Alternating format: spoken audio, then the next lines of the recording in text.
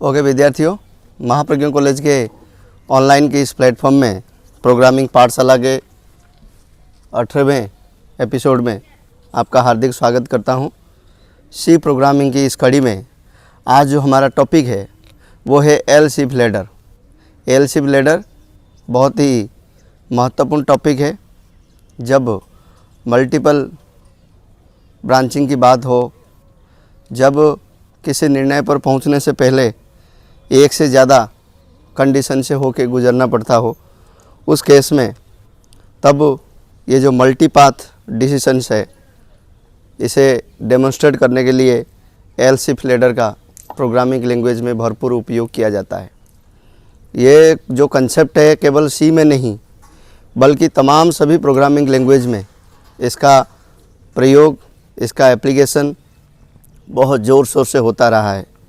तो आप सभी से निवेदन है कि ये जो मल्टी पाथ डिसीजंस है इसे आप बहुत अच्छी तरीके से समझ सके। जब हमें लगता है कि इस मल्टी पाथ डिसीजन को प्रयोग में लेना है, तब एल शिप लैडर का प्रयोग करते हैं। और एल शिप लैडर जो मल्टी पाथ डिसीजन है, ये एक प्रकार की चेन की तरह है, जिससे एक कड़ी के बाद दूसरी कड़ी, तीसरी कड़ी, चौथी कड़ी, पांचवी कड़ी, इसी तरीके से घूमता है और प्रत्येक केस के साथ एसोसिएट होते हुए वो एग्जीक्यूट होता है। अभी तक आपने देखा है कि जब हम लिखते हैं इफ, तो यहीं पर हम कंडीशन को लिखते हैं, ये कंडीशन का पार्ट है, और फिर वो कंडीशन ट्रू होता है या फॉल्स होता है, ये उसका ब्लॉक है, और फिर फॉल्स वाले पार्ट के लिए ये वाला ब्लॉक हमने निर्धारित किया हुआ था। लेकिन यहीं पर ही कोई कंडीशन लिख दिया जाए, इसलिए एल्स के साथ इफ को लिखा जाता है, एल्स के साथ इफ को लिखा जाता है, और फिर यहीं पर एक और कंडीशन आ जाता है। इसी तरीके से ये चलता जाएगा, और फिर ये डिपेंड करता है आपकी रिक्वायरमेंट कितना है। एल शिप कितना भी हो सकता है आपकी रिक्वायरमेंट के अनुसार। क्लियर? एल शिप ये जो है ये एन टाइम्स तक हो सकता है, आपकी रिक्वायरमेंट कितना है उसी के अनुसार इस जो मल्टीपाथ डिसीजंस है इसे लेने के लिए एल शिप लैडर का हम भरपूर प्रयोग करते हैं। आपने कोई कंडीशन दिया यहीं पर, अगर ये कंडीशन ट्रू होता है तब तो ये वाला ब्लॉक एग्जीक्यूट होगा, ये नहीं हो तो फिर इस वाले जगह पर आ जाएगा, फिर यहीं पर कंडीशन चेक होगा। अगर ये कंडीशन ट्रू नहीं हो रहा है तो फिर आगे वाले एल शिप में चला जाएगा, फिर वही अगर नहीं होता है तो फिर उसके अगले वाले एल शिप में चला जाएगा, और फिर अगर कोई भी कंडीशन ट्रू नहीं हो रहा है तो लास्ट में जो भी एल्स वाला पार्ट होगा, जो फॉल्स वाले पार्ट को रिप्रेजेंट करते हैं, वो एग्जीक्यूट होगा। तो मल्टीपाथ डिसीजन के लिए एल शिप लैडर का हम भरपूर प्रयोग करते हैं। ये इसका एक जनरल कंसेप्ट है जो मैंने आप लोगों को यहीं पर डेमोन्स्ट्रेट करके बताया। और जो कंडीशन है जो इवैल्यूएट होते हैं, आपको मैं बता दूं, ये टॉप डाउन अप्रोच को ही सपोर्ट करते हैं। कंडीशन पहले यही जांच होगी, फिर यहीं पर जांच होगी, फिर आगे चलेगी, ठीक है ना। इसी तरीके से ये बढ़ता जाएगा। अगर दिए गए कंडीशन में से कोई भी कंडीशन ट्रू नहीं होता है तो एल्स वाले पार्ट में जो भी चीज़ें मेंशन है, जो भी चीज़ें एसोसिएटेड है, वो एल्स वाले ब्लॉक एग्जीक्यूट हो जाएंगे। अगर कंडीशन ट्रू होते हैं, जो भी गिवन कंडीशन है उसमें से कोई सा भी एक कंडीशन ट्रू होता है, ठीक है ना, उसमें से कोई एक ट्रू होगा, तो जो भी कंडीशन ट्रू होगा उससे एसोसिएटेड जो ब्लॉक है वो एग्जीक्यूट हो जाता है, और वहीं पर ही प्रोग्राम का जो कंट्रोल है ट्रांसफ़र हो जाता है। और वो एग्जीक्यूट होने के बाद में सीधा प्रोग्राम का फ्लो इफ ब्लॉक से, जो एल शिप लैडर वाली जो ब्लॉक है, उस ब्लॉक से बाहर निकलकर नेक्स्ट ब्लॉक में ट्रांसफ़र हो जाता है। तो आपको एक एग्जाम्पल के साथ मैं इसे समझाने की कोशिश करूँगा मल्टीपाथ डिसीजन किस तरीके से हो पाएगा। तो आप सोचें, जैसे कोई एकेडमिक ग्रेडिंग सिस्टम है, तो वो एकेडमिक ग्रेडिंग सिस्टम स्टूडेंट के लिए किस प्रकार से काम करता है। तो उसी एकेडमिक ग्रेडिंग सिस्टम के जो रूल्स है उसे एक बार समझे और उसी रूल को एल शिप लैडर में किसी प्रकार से लिखा जा सकता है, उसको हम समझने का प्रयास करेंगे। तो एकेडमिक में मतलब इंस्टीट्यूशन में जब ग्रेडिंग सिस्टम की बात करते हैं, उसमें रूल ऐसे डिफाइन की जाती है कि 80 से लेके 100,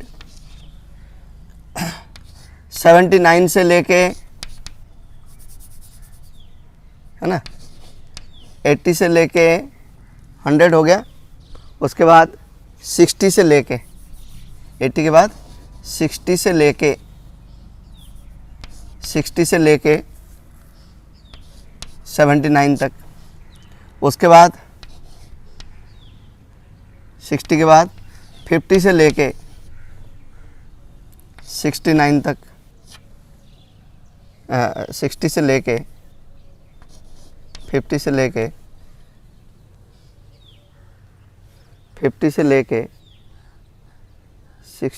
59 तक, है ना। और फिर 40 से लेके 50 तक, ठीक है, 49 तक। ऐसे ही उसके बाद में क्या बचा, 39, ठीक है ना, से लेके 0 तक, ये वाला क्रम चलता है। तो हमारे लिए जो वैल्यू है 80, 60, 50, 40 और 39। तो 39 होने की स्थिति में क्या रिप्रेजेंट हो जाता है, फेल। ये ग्रेडिंग सिस्टम है ना। यही बार 40 से 49 के बीच में जब होता है पास, और यहीं पर जो होता है सेकंड डिवीज़न, यहीं पर जब होता है फर्स्ट डिवीज़न, यहीं पर जो होता है ऑनर्स,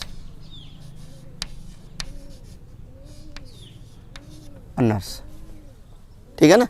तो 80, 60, 50, 40 और 39, ये 1, 2, 3, 4, 5, क्लियर। तो देखिए हम जो यहाँ कंडीशन लिखेंगे, इसमें कंडीशन लिखेंगे, इसमें जो कंडीशन लिखेंगे वो लिखेंगे टोटल 5, ठीक है ना। तो 5 कंडीशन, उसमें से कोई एक कंडीशन ट्रू होगा। यूँ तो 5 क्या क्यों कहे, हम तो 4 कंडीशन ही कहे, 1, 2, 3, 4, इनमें से कोई एक ये ट्रू होगा, और नहीं होने की स्थिति में फिर क्या हो जाएगा, फॉल्स हो जाएगा, ठीक है ना।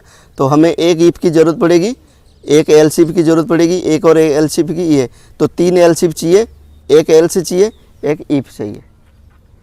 इसे अगर हम डेमोन्स्ट्रेट करते हैं तो यहीं पर तो क्या होगा, इफ, और यहीं पर क्या होगा, एल्स इफ, और यहीं पर भी एल्स इफ, और यहीं पर एल्स इफ, और ये जो है एल्स वाले ब्लॉक में चला जाएगा। क्योंकि ट्रू होने के लिए ये 4 कंडीशन ही है, तो ये 4 कंडीशन में से कोई एक कंडीशन ट्रू होगा। और इनका जो इवोल्यूशन ऑर्डर है, मैंने आपको पहले बता रखा है, टॉप डाउन अप्रोच को ये सपोर्ट करते हैं।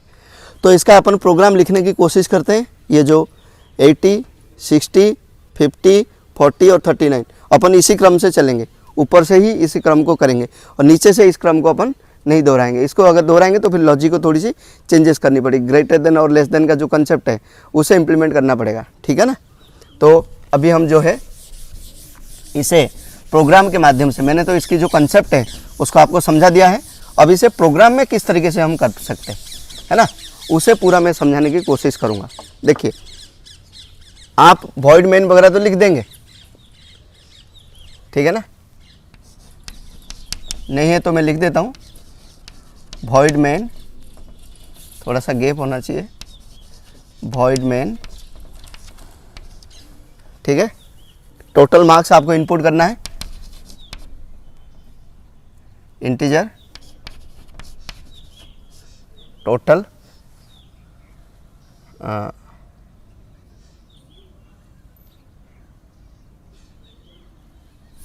इंटीजर परसेंटेज इनपुट कर देते हैं, है ना, PER कर देते हैं अपन, इंटीजर PER इक्वल टू 0, ठीक है ना। ये इनपुट करने के लिए अपन कह देते हैं। और ये जो परसेंटेज है, ठीक है ना, अब ये परसेंटेज को अपन मेंटेन करते हुए चले, इनपुट करा देवे CLR SCR। अब इसे इनपुट करना है आपको, परसेंटेज वाली जो वेरिएबल है, क्योंकि सब चीज़ इसके ऊपर ही डिपेंड करेगा। /n एंटर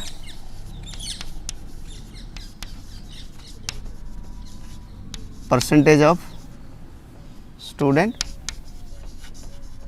क्लियर, और डबल कोट्स बंद करके सेमीकोलन लगा देंगे।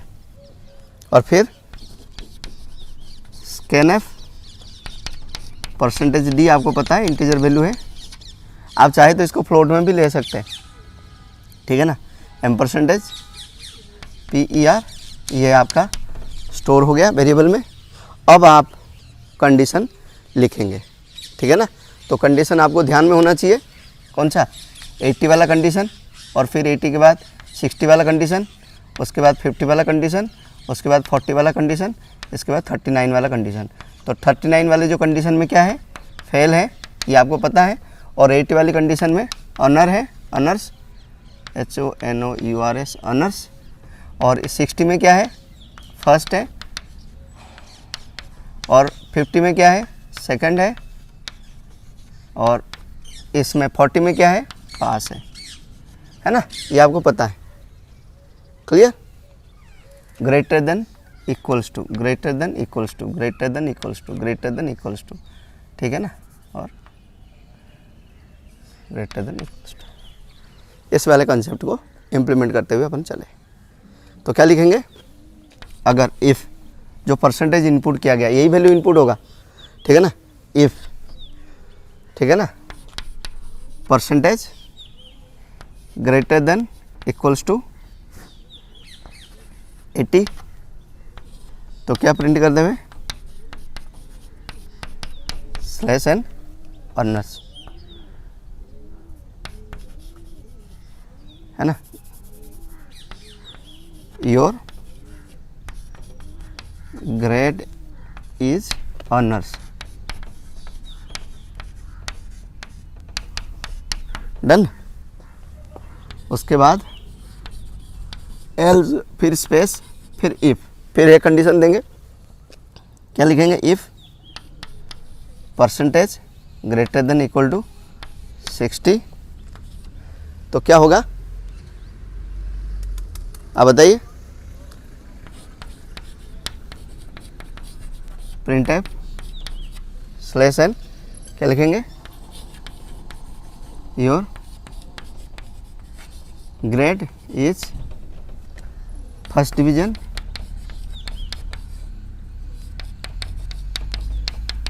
Your grade is first division, ठीक है। इस टाइप से चलेगा। अगर अगले वाले के लिखना है तो क्या लिखेंगे, इफ एल्स इफ अगले वाला जो कंडीशन होगा क्या होगा, else if percentage greater than equals to, percentage greater than equals to, क्या लिखेंगे, 50, तो क्या होगा, क्या लिखेंगे, second, printf /n, your grade is second division, फिर एल्स इफ बंद, और फिर 40 के लिए करना है, else if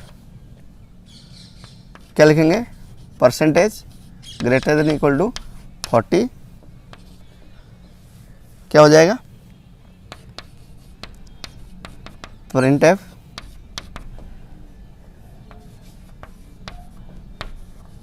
you have passed your exam, है ना। 39 के लिए आपको लिखने की जरूरत नहीं पड़ेगी, आप सीधा एल्स क्या लिखेंगे, printf/n you are failed। Clear.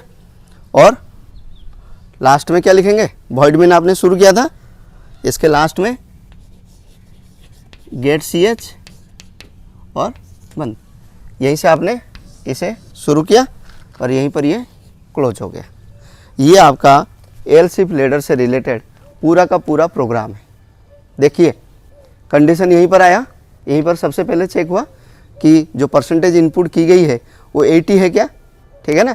आप चाहे तो 3 और सब्जेक्ट ले सकते हैं, 3 सब्जेक्ट के टोटल निकाल सकते हैं, फिर तीनों की परसेंटेज निकाल सकते हैं, फिर इस परसेंटेज वेरिएबल को आप इस तरीके से कर सकते हैं, ठीक है ना।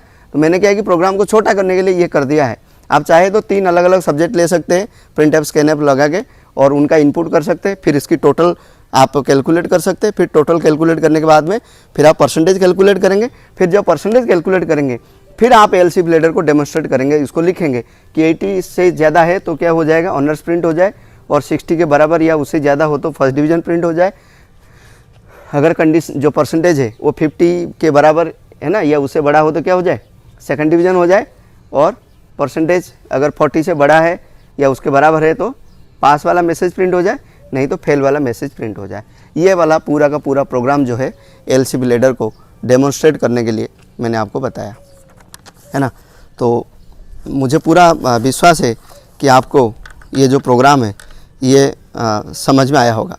अब इसका जो फ्लो चार्ट है ना, ये जो प्रोग्राम हमने पढ़ाई करी, ये जो प्रोग्राम मैंने बोर्ड पे पूरा का पूरा डेमोन्स्ट्रेट किया, इसका फ्लो चार्ट को आप देखें तो इससे क्या है कि आपको और अच्छी तरीके से समझ में आएगा। देखिए फ्लो चार्ट जो होता है वो पिक्टोरियल रिप्रेजेंटेशन होता है। जो प्रोग्रामिंग फ्लो होता है, हम जब प्रोग्राम लिखते हैं तो फ्लो पहले कहाँ आता है, फिर उसके बाद में कहाँ जाता है, फिर कहाँ जाता है, तो पूरे प्रोग्राम का पूरा जो स्ट्रक्चर है वो हम फ्लो चार्ट के माध्यम से रिप्रेजेंट करते हैं। और फ्लो चार्ट इमेज की फॉर्मेट में होते हैं जिसमें कुछ शेप दिए गए हैं और उन शेप को इस्तेमाल करके पूरी प्रोग्राम की लॉजिक को रिप्रेजेंट किया जाता है।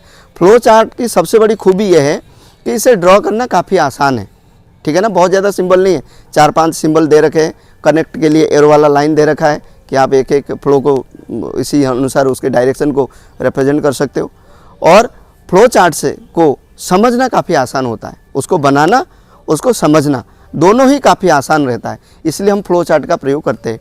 तो एलसीफ लेडर का जो फ्लो चार्ट है वो कैसे होगा, ये तो आपने प्रोग्राम देख लिया, लॉजिक आपने समझ लिया कि मल्टीपाथ डिसीजन को डेमोन्स्ट्रेट करने के लिए एलसीफ लेडर का प्रयोग करते हैं। अब हम देखते हैं इसका फ्लो चार्ट।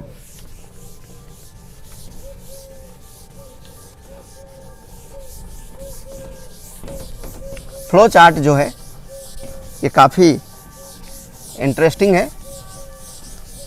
अगर फ्लो चार्ट आप समझ जाएंगे तो फिर जीवन भर कहीं कोई दिक्कत नहीं होगा। और सी को पढ़ने के बाद में अगर आपने सी पढ़ लिया तो मैं आपको चैलेंज करता हूं कि 90% C++ आपका कंप्लीट हो गया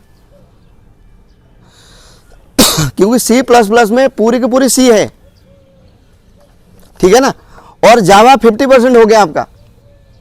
अगर जावा प्रोग्रामिंग लैंग्वेज की मैं बात करूं, जिसको सी आता है वो मैं कहता हूं कि इसको 50% जावा आता है। कारण क्या है, क्योंकि जो सिंटेक्स है सी के, C++ के, जावा के लगभग 99% सेम है, हुबहू एक जैसे है। इसलिए सी प्रोग्रामिंग लैंग्वेज को जितनी अच्छी तरीके से आप पढ़ेंगे, जितनी बेहतरीन तरीके से कंसंट्रेट होकर इसकी कंसेप्ट को समझने की कोशिश करेंगे, ये आपके लिए उतना ही फायदेमंद रहेगा। और यहाँ इन्वेस्ट किया गया जो समय है, जो टाइम है, दूसरी प्रोग्रामिंग लैंग्वेज को सीखने के लिए वो टाइम जो है कम हो जाएगा। तो अगर आपको सी पढ़ लिया आपने और फिर C++ पढ़ते, वो फटाफट C++ समझ में आ जाएगा। इसलिए मेरा तो यही गुजारिश है कि दुनिया भर की जो भी प्रोग्रामर है, प्रोग्रामिंग की जो पहली पाठशाला है वो सी से होकर गुजरती है। तो विद्यार्थियों, अगर आपको अच्छे प्रोग्रामर बनना है, अच्छे लॉजिक को इम्प्लीमेंट करना है, आप सभी को प्रोग्रामिंग लॉजिक के साथ साथ सी प्रोग्रामिंग लैंग्वेज से ही शुरुआत करना चाहिए। सी प्रोग्रामिंग लैंग्वेज प्रोग्रामिंग की पहली सीढ़ी है, तो पहली सीढ़ी को आपको अच्छी तरीके से क्रॉस करना चाहिए। तो देखें कि ये जो मल्टीपाथ डिसीजन के लिए जो एलसीफ लेडर है, इसका डायग्राम, इसका जो फ्लो चार्ट है वो किस तरीके से है।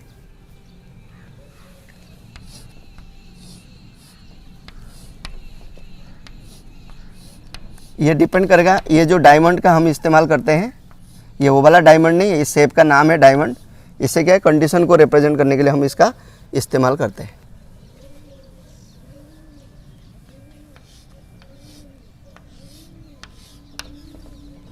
ठीक है ना, इससे कंडीशन को लेने के लिए करते हैं।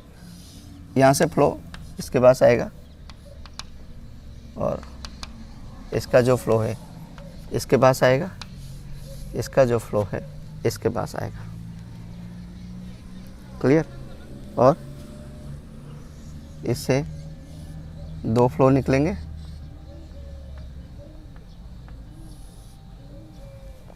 एक फॉल्स के लिए और दूसरा ट्रू के लिए।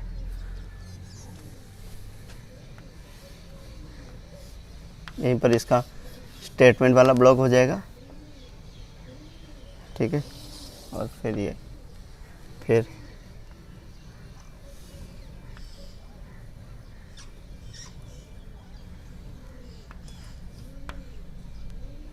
और यहीं पर इसका भी स्टेटमेंट वाला ब्लॉक हो जाएगा। फिर प्रोग्राम का फ्लो इस टाइप से आएगा।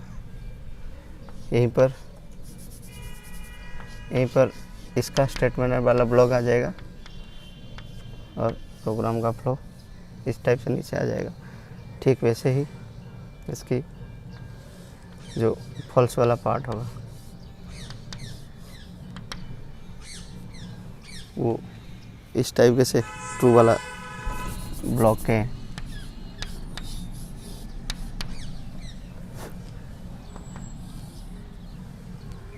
ठीक है, और यहीं पर आके ये सब क्या हो जाएंगे, कनेक्ट हो जाएंगे।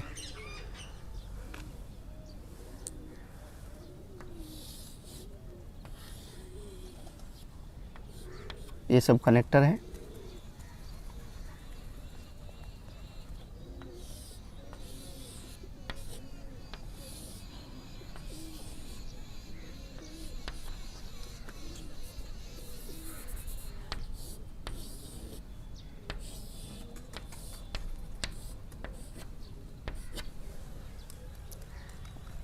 ठीक है, ये सब स्टेटमेंट है, जो भी स्टेटमेंट होता है।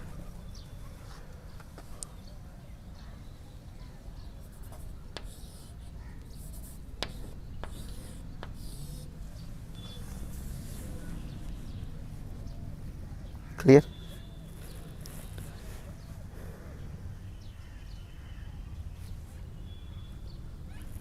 ये दोनों के लिए एक ही होगा,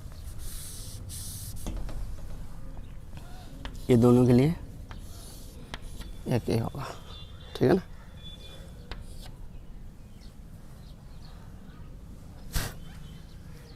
देखिए ये जो ब्लॉक है ये आपका ट्रू वाला ब्लॉक है। ठीक है ना, ये कौन सा वाला ब्लॉक है, ट्रू वाला ब्लॉक है। ठीक है ना, और यहाँ पर कंडीशन है, यहाँ पर भी कंडीशन है, यहाँ पर कंडीशन है, यहाँ पर कंडीशन है। ठीक है ना, तो आप इसको इस तरीके से समझे। ये जो है फॉल्स वाला पार्ट है, ये फॉल्स है, ये फॉल्स है और ये फॉल्स है। क्लियर। तो यहाँ क्या लिखा जाएगा, इफ। यहाँ क्या लिखा जाएगा, एल्स इफ।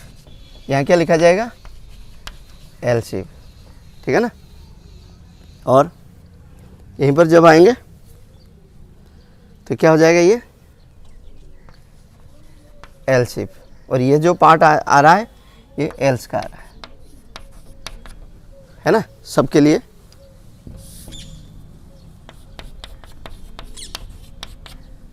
कि जब कोई कंडीशन नहीं होगा वो एल्स है। ठीक है ना, तो देखिए अगर पहला कंडीशन ट्रू होता है तो ये स्टेटमेंट एग्जीक्यूट होकर सीधा बाहर आ जाएंगे, नहीं होता है तो फॉल्स होता है तो फिर यहीं पर आएगा, फिर यहीं कंडीशन चेक होगा एल्स इफ का। तो यहीं से अगर कंडीशन ट्रू होता है तो फिर यहीं पर ये स्टेटमेंट एग्जीक्यूट होकर यहीं बाहर आ जाएगा। फिर यहीं पर आते हैं, अगर ये कंडीशन फॉल्स होता है तो यहीं पर आएंगे, फिर यहीं आने के बाद में कंडीशन चेक होगा, या तो ट्रू होगा या तो फॉल्स होगा। ट्रू होता है तो इस पाथ में आके ये स्टेटमेंट एग्जीक्यूट हो जाएगा और यहीं से बाहर आ जाएंगे। अगर ये ट्रू नहीं होता है, फॉल्स होता है, फिर यहीं एल्स इफ में आएंगे और यहीं एल्स इफ में आने के बाद में फिर कंडीशन चेक होगा। अगर ट्रू होता है तो ये स्टेटमेंट है और यहीं से ये बाहर आ जाएंगे। नहीं होता है तो फिर क्या होगा, फॉल्स होगा, तो एल्स वाला ब्लॉक इवैल्यूएट हो जाएगा और सीधा प्रोग्राम का जो फ्लो है वो बाहर आ जाएगा। ये अपना छोटा सा डायग्राम मैंने आपको बनाया और इससे आपको डेमोन्स्ट्रेट करने की कोशिश की एल्स इफ लैडर को।